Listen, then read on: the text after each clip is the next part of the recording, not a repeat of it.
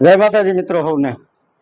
હવે આજ આપણે એક એવી સરસ મજાની વાત કરવી છે ત્યાગની, બલિદાનની। એ તો બહુ સરસ મજાની બધી સૌરાષ્ટ્રમાં જેમ પાણે પાણે પીર હોય એમ પાણે પાણે સુરવીરને પાળ્યા છે, એવી સરસ મજાની ઘટના એવી બધે બની છે। પણ આજ આપણે એક સરસ મજાનું બલિદાન દેવાનું, સરસ મજાની સતી બન્યા અને એક અલગ જ રીતે, એક અલગ જ જ્ઞાતિમાં, અને એવી સરસ મજાની આપણે વાત કરવી છે।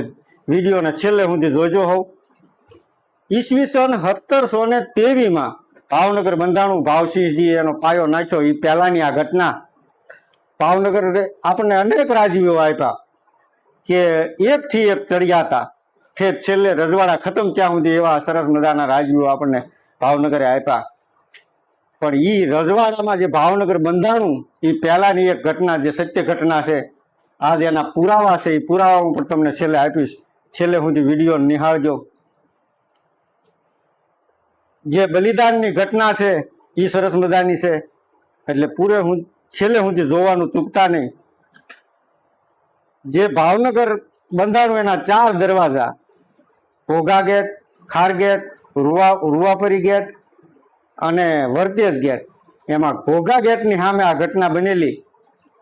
જ્યાં ભાવનગર નહોતું ત્યાં એક વખત ત્યાં વડવા નામનું એક ગામડું હતું, આજ પણ વડવા વિસ્તાર તરીકે ઓળખાય છે। અને ચાડિકા ધાર ત્યાં હતી। હવે ચાડિકા ધાર ઉપર એક વખત હમી હાનને ટાણે એવી ઘટના બનેલી કે ભરવાડની ગાયું ત્યાં આગળ નેહડો છે, ભરવાડો ગાયું રાખે।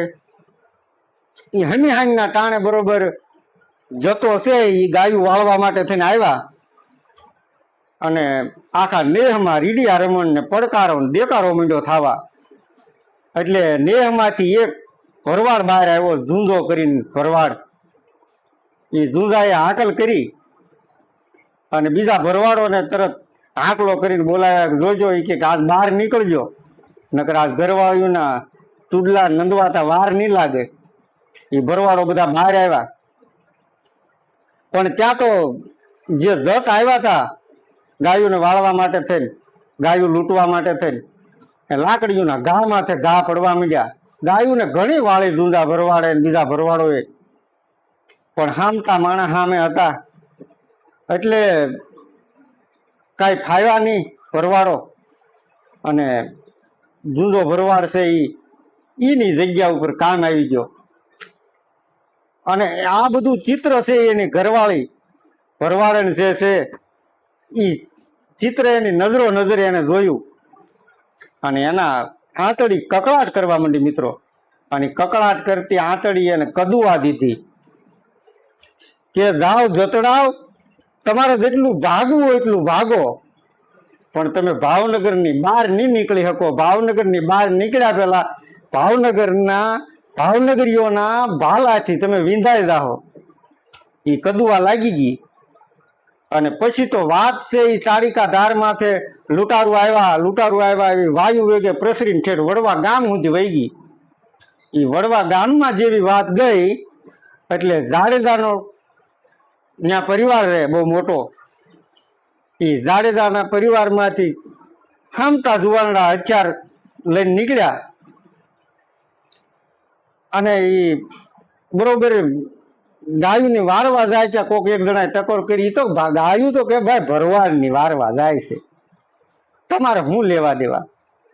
ત્યારે એ જાડેજા બહુ સરસ મજાનો જવાબ, ગાયું ભરવાડની હોય કે બીજી કોઈ પણ જ્ઞાતિની હોય, પણ અમે રાજપૂત છીએ, એટલે ગાયુંને અમારી નજર સામેથી વારી જાય એ તો કેમ બને।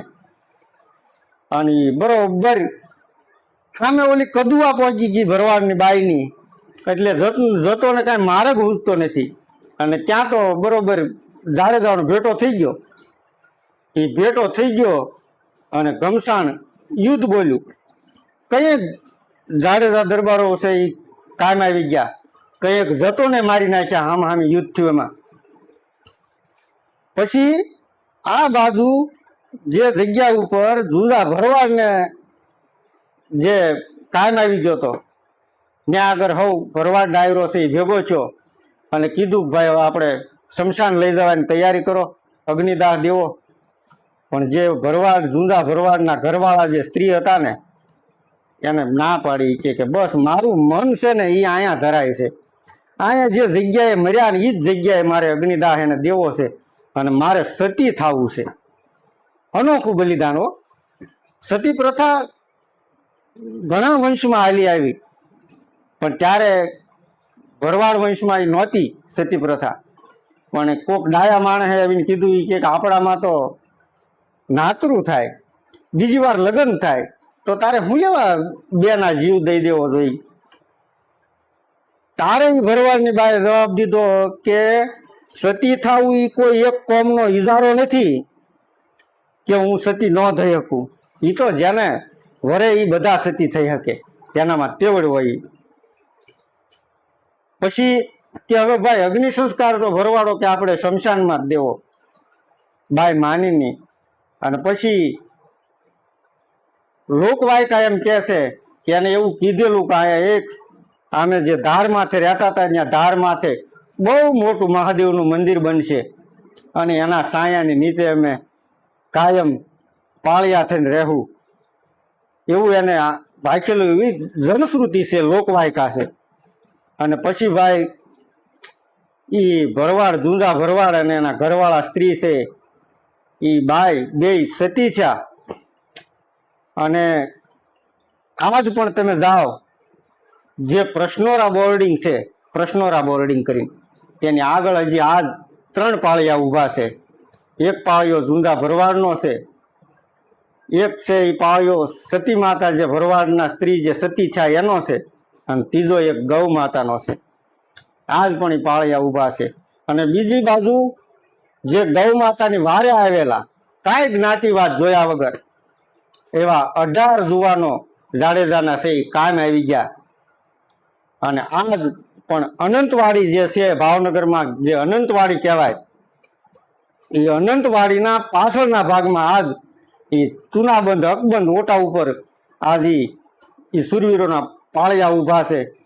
આપણને અત્યારે એમ થાય કે સતી પ્રથાનું એક નવું ઉદાહરણ મળ્યું અને બીજા વારે છતાંય રાજપૂતનો દીકરો છે એ બીજી જ્ઞાતિ હાટું થઈ અને પોતાના 18 નવલોહિયા યુવાનોનું બલિદાન આપી દે. આવી ઘટના કદાચ ક્યાંય જોવા ન મળે. અને આવીને આવી સત્ય ઘટના લઈ અને પાછો તમારી સમક્ષ પાછો ફરીવાર રજૂ થાય. ત્યાં સુધી સૌને જય માતાજી. અને બીજું એક કે મારી ચેનલને લાઈક, શેર અને સબસ્ક્રાઈબ કરજો. અને તમારી પાસે કોઈ નવી ઘટના હોય તો મને કહેજો અને મને કોમેન્ટમાં જણાવજો. ફોન નંબર દેજો, હું તમને ફોન કરીશ. એટલે મારી ચેનલને લાઈક, શેર અને સબસ્ક્રાઈબ કરજો. સૌને જય માતાજી.